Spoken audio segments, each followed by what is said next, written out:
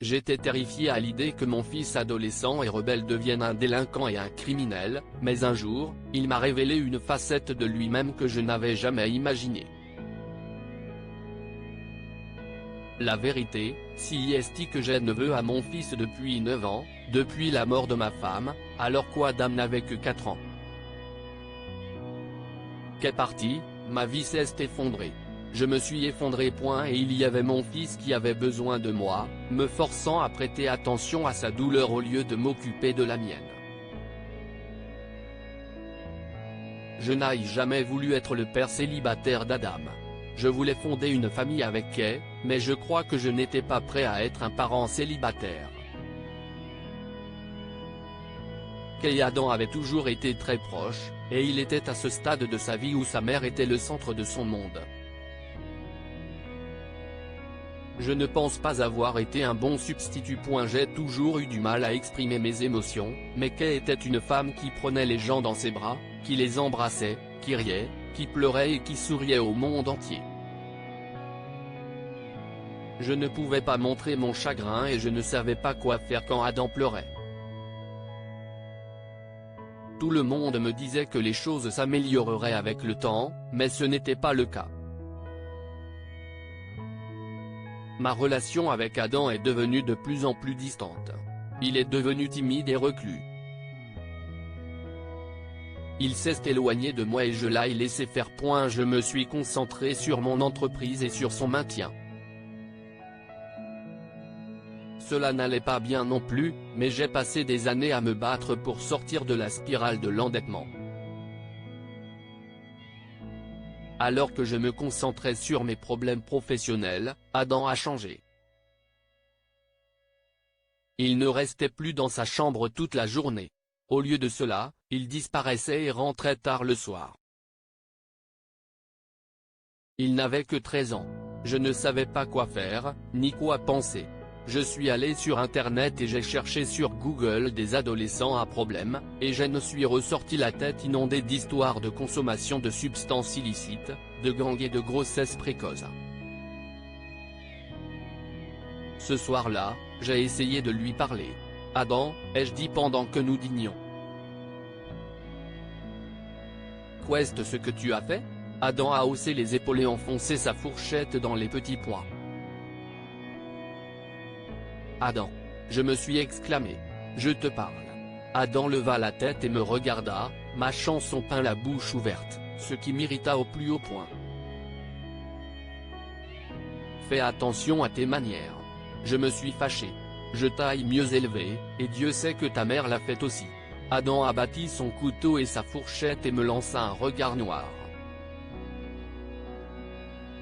« Ne parle pas de ma mère, a-t-il crié. Tu crois qu'elle serait fière de toi ?» ai-je demandé. Rentré à la maison tard le soir, en faisant Dieu sait quoi, il s'est levé et m'a regardé avec les yeux remplis de douleur. « Ma mère m'aimerait et serait fière de moi quoi qu'il arrive, a-t-il dit avec amertume. Contrairement à toi. Il est parti.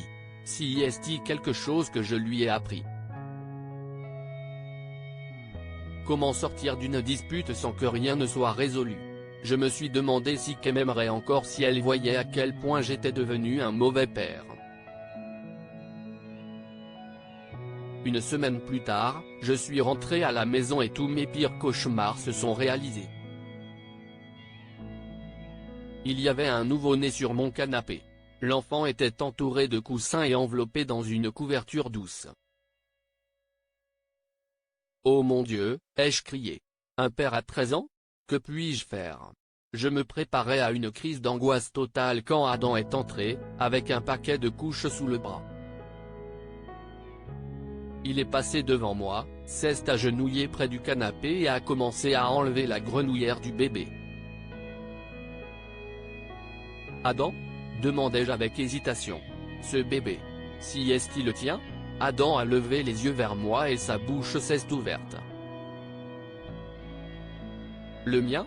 s'est-il exclamé. « Tu penses ? Non. Si est-il le petit frère de Jimmy ? Sa grand-mère est à l'hôpital et Jimmy a besoin d'être là-bas, alors je l'aide. Jimmy. Mes genoux étaient affaiblis par le soulagement. Merveilleux. Et la mère? La mère de Jimmy est morte pendant l'accouchement, papa, a-t-il dit doucement. Son père est parti après ça. Le bébé. Il y a eu beaucoup de complications, et il est aveugle. Oh, ai-je soufflé, choqué. Si est terrible. J'ai caressé d'un doigt la joue douce du bébé, et il a tourné la tête vers moi, en souriant. C'était un joli petit bout de chou. Comment un homme peut-il abandonner un enfant sans défense? Demandai-je. Adam a levé les yeux vers moi. Tu l'as fait, a-t-il dit doucement. Quand maman est morte, si est comme si tu étais parti. J'ai senti les larmes me brûler les yeux. Je suis désolé, Adam, ai-je murmuré. Je suis tellement désolé. Adam avait fini de changer la couche du bébé, il l'avait pris dans ses bras et le berçait en fredonnant. Il aime que tu lui chantes des chansons, a expliqué Adam. Et si tu le tiens comme ça, il peut te sentir et sentir la chaleur de ton corps. Mon fils tenait le petit corps avec une telle tendresse, avec une force inattendue dans les mains de ce garçon, avec amour et compassion. Mon fils était un meilleur homme que moi. Puis j'ai entendu Adam commencer à chanter d'une voix douce l'une des chansons préférées de Kay, Fire and Rain de James Taylor, et j'ai chanté avec lui. J'ai passé mon bras autour de ses épaules pendant qu'il réconfortait le bébé. Je t'aime, Adam, ai-je chuchoté. Je suis vraiment désolé de ne pas avoir su le montrer. J'ai regardé vers le bas et j'ai vu des larmes scintiller sur les joues de mon fils, glisser et couler sur la tête duteuse du bébé. Je suis désolé aussi, papa, m'a-t-il répondu en chuchotant. Toutes ces choses, le fait de rentrer tard et tout ça? Je voulais juste que tu me vois, que tu me remarques, que tu t'intéresses à moi. Je me soucie de toi, Adam, lui ai-je assuré. Ne t'imagine jamais que je ne me soucie pas de toi. À partir de maintenant, nous allons nous parler, d'accord? Promets-moi.